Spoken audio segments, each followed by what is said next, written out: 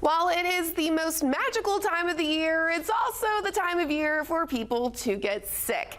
Now added into the cold and flu season is also COVID to think about.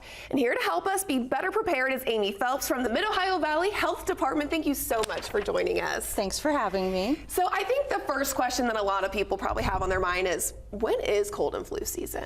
Well, it varies, but you usually start seeing flu activity around October and then a peak in December or February, and then it can sometimes go even later.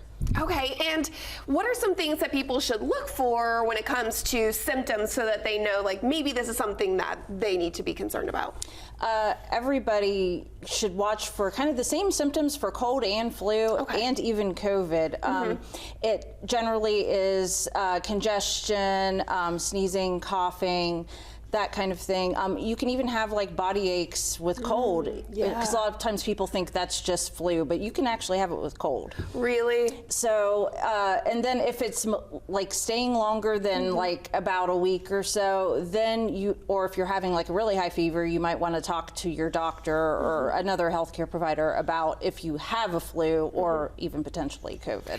And, you know, talking about COVID, is that something that people still need to be aware of and still be keeping an eye out for? Yes, COVID is probably going to be with us forever, but I mean, the strains keep getting a little bit less scary, but as long as you can still go get your COVID vaccine and try to help mitigate any kind of like really severe COVID, and just keep an eye out for your symptoms. If you think you might have COVID, take a test, and then the CDC says you only have to isolate for 5 days now at home, and then you can go out, and you might want to wear a mask as well if you're still getting over it.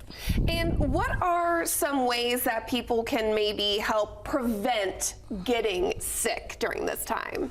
The most important thing is you need to be washing your hands. I know we were all really good about it during COVID, and then I think we've gotten all a little bit lax again.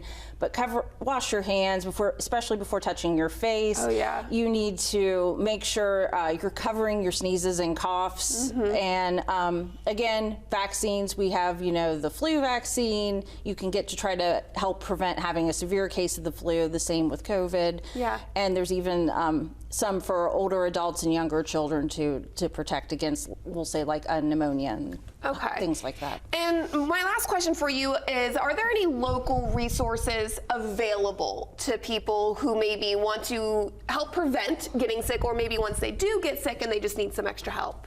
We have of course, vaccines at the health department, but for a lot of other things, you can see your healthcare provider and talk to them about what you need to stay safe this year.